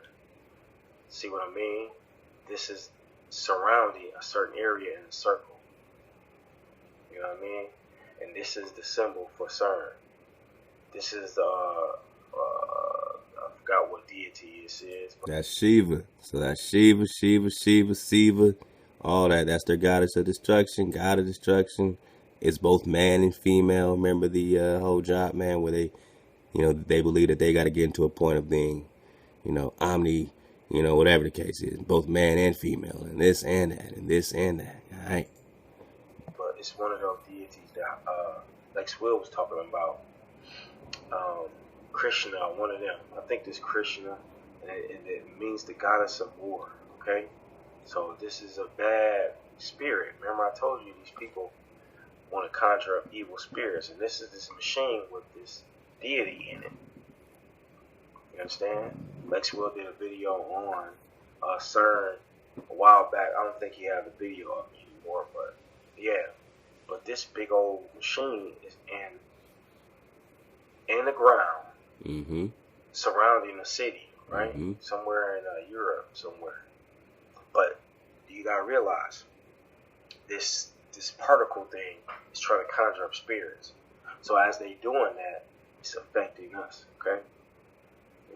Your spiritual guidance, and this is their symbols, 666, as you can see. So you're going through a hard time right now. If you're going through some emotions, just understand what's going on around you so you can protect yourself.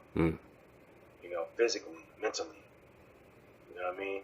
You can manifest your destiny, but you can't do it when you're weak in the mind. We have to be strong. We have to dig in our prayer, dig into your prayer, dig into your scripture. You know what I mean? And understand what's going on surrounding you. Understand how you control it, because you have more power than them. Okay? You have more power than these deities they try to pull up. Like Kingdrop said, they have to get in order. Understand? You are in order. They have to get in order. You control them. You understand? So, while these evil holidays, all these pagan holidays that's coming up, you gotta understand, they kill people on Thanksgiving, hundreds and millions of people they kill, poison people. These are their things. Halloween is worshiping the spirits that they kill. You understand? Or deities that help kill other people. You understand?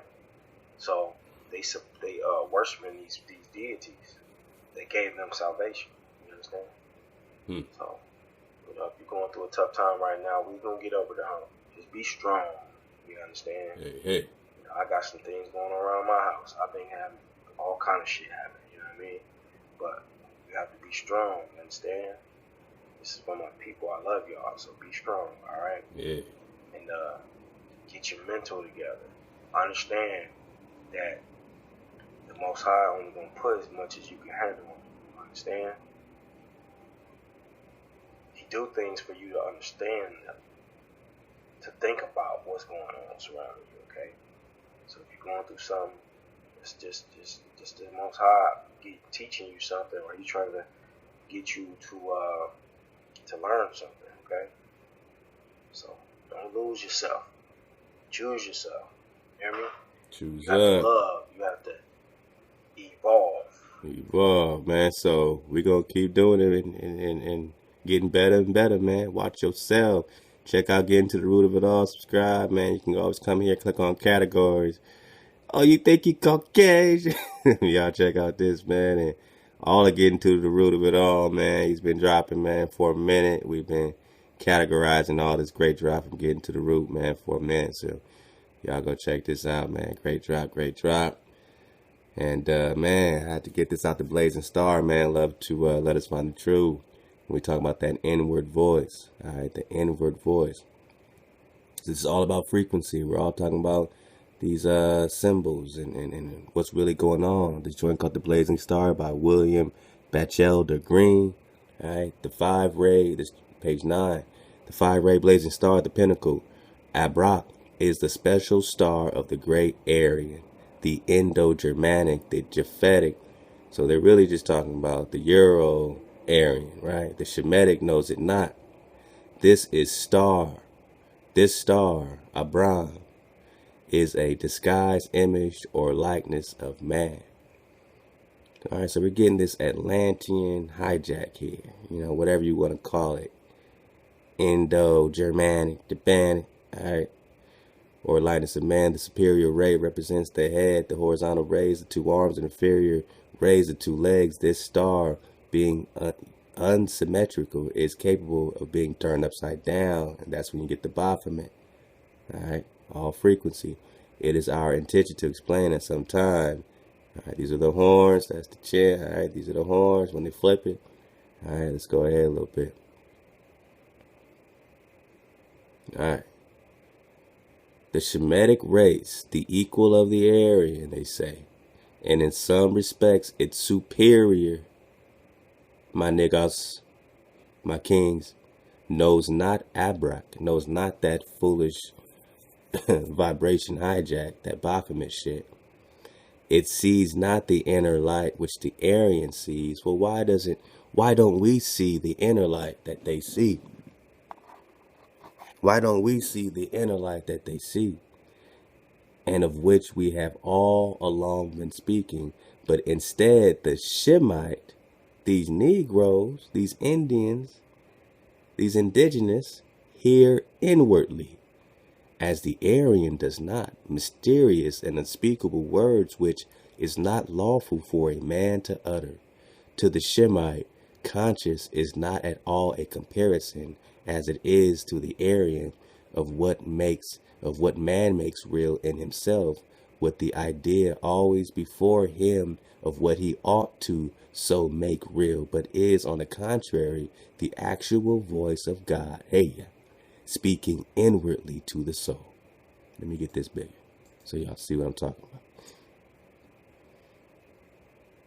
So the Shemite has an actual voice of the Creator speaking inwardly to the soul, this author is saying.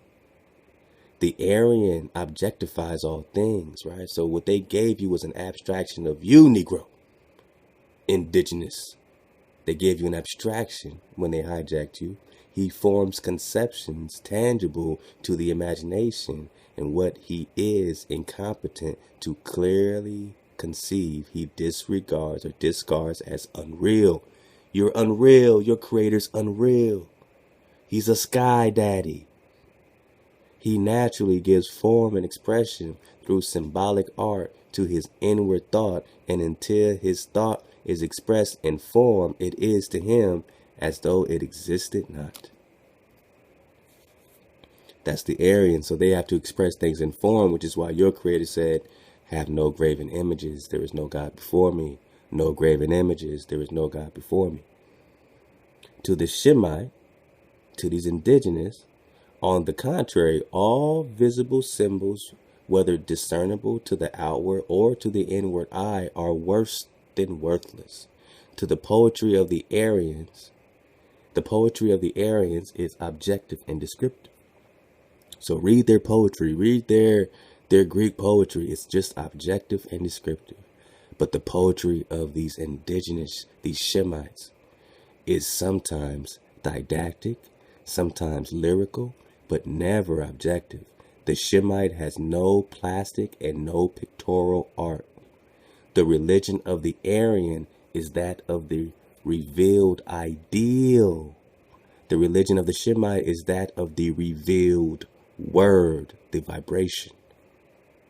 The conscious is the essential religious faculty of man, and it is the divergent natures of the Aryan and Shemitic consciousness that the root of the divergencies of the Aryan and Shemitic religions is to be sought and found. The spirit of the Shemite continuously groans and travails within itself.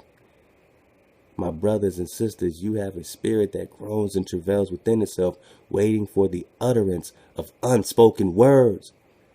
And it revels in the consciousness of that which it knows to be at once real and inconceivable.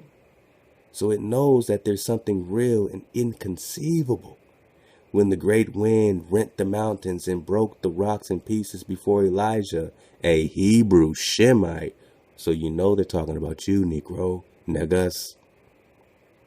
The prophet could not see God in the wind, neither could he see God in the earthquake that followed the wind, or in the fire that followed the earthquake. But after the fire there came a still small voice, and when Elijah heard that, he wrapped his face in his mantle and went to the mouth of the cave and stood up before who they call Jehovah, which we know as Heya. It was the word, vibration of Heya that came to the greater Hebrew prophets. And it was only by prophets of lesser note that visions were seen in dark sleep when they were upon their beds. The greater prophets heard in ecstatic trances, but they seldom saw clairvoyantly. So these greater prophets heard, but they seldom saw. A lot of us are looking for visions. We're like, Most High, give me a sign so I can see. I want to see. I need a sign. They need signs. You need to listen, which is why we got earlier the importance of listening. It would seem that God, Heya, is nearer to the Shemite. It would seem that God, Heya, is nearer to the Shemite than he is to the Aryan. When the Aryan, Euro-Aryan, all right, when the hijack, bewildered in his reasonings, turns round and says, there is no God, the Shemite, hearing him, answers, God exists. Heya exists. I know him personally. I have talked with him, and he has talked with me. And the Shemitic affirmation of faith has always carried the day against the Aryan suggestion of doubt. You tell them he exists because you hear him inside of you. They don't understand that. They need to see visions and signs. For whenever in the great march of mankind, humanity, the collective atom from the mystical eastern gate of Eden, an Aryan religion has come in contact with a Shemitic religion. The Aryan religion has at once gone to the wall, waned, pale, wilted, and subsided. The hijack has always gone away. Remember, a little bit of light, a little candle scatters darkness, and darkness has always wilted and scattered and subsided. In the year of 606 BC, Nebuchadnezzar, whoa, no, not BC. We have projections in our timelines. This might be 1200. This might be 1100 AD. All right. The Shemitic king of Shemitic Hamitic Babylon, Shemitic Hamitic Babylon, Shemitic Hamitic Babylon, utterly and definitively defeated Joachim, the Shemitic king of Shemitic Jerusalem, and transplanted the mass of the Jewish people, or Hebrews, as captives to the neighborhood of Babylon. Why do we always keep coming back to you, Negro, Hebo, Negus, kings? During their captivity, the chiefs of the Jews, Hebrews, already initiated into the profound mysteries of the Hebrew religion, were further initiated into the occult science of the Chaldeans, a science of Hamitic origin, akin to that of Tyre and Sidon, and to that which has had its mysterious colleges on Mount Gebal. About 70 years after the fall of Jerusalem, Cyrus, king of Turanian and Aryan Medes, and the Aryan Persians, having first turned the Euphrates aside, took Babylon by storm. On the night of a drunken and frantic Chaldean festival, he entered the city by the way of the empty riverbed, bringing with him an official chaplains of his armies, the more illustrious of the Median Magi. They say Prester John is son of the Magi, one of the three Magi, an Aryan chief priest of Ormuz, or Muds, or Mos. We heard this before in the OSB. The captive Jews, who had been all along conspirators in Babylon and secret allies in Persians, furnished guides, spies, and scouts to the invading Aryan army. After the taking of the city, Cyrus rewarded the Jews with his personal friendship and sent them back to their own country, with instructions to rebuild Jerusalem, which latter city remained after its restoration for several generations, as much from gratitude as policy, a Persian stronghold. At the solemn conferences that took place in the east of Babylon, near the great tower at the time of the Persian conquest between the Median Magi and the Chaldean soothsayers, the Aryan priests of Ormuz. And see, Ormuz is another term for what they're calling the creator, right? And the Hebrew prophets. The facts were clearly verified that on one side man aspires towards God, and on the others the supreme condescends to take up his abode and to utter his oracles in the secret temple of the human heart. These facts had, it is true, been well known for centuries to the generality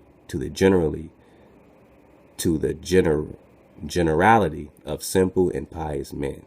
So everyone knew this. These righteous people, these simple people, already knew these truths.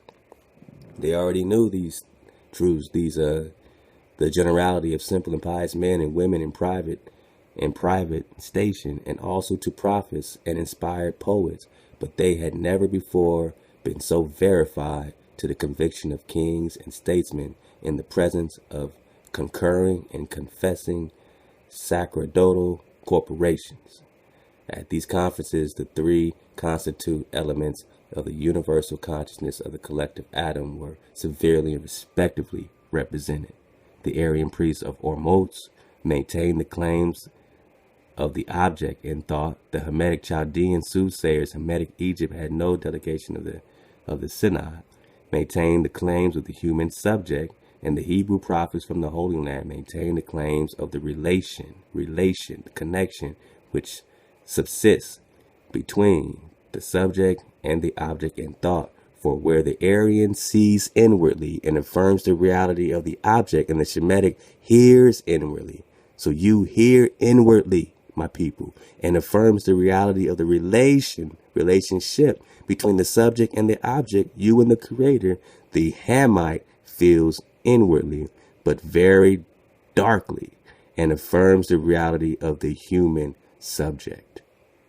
So that was their difference between you and the Hamite, that they feel inwardly, you hear inwardly.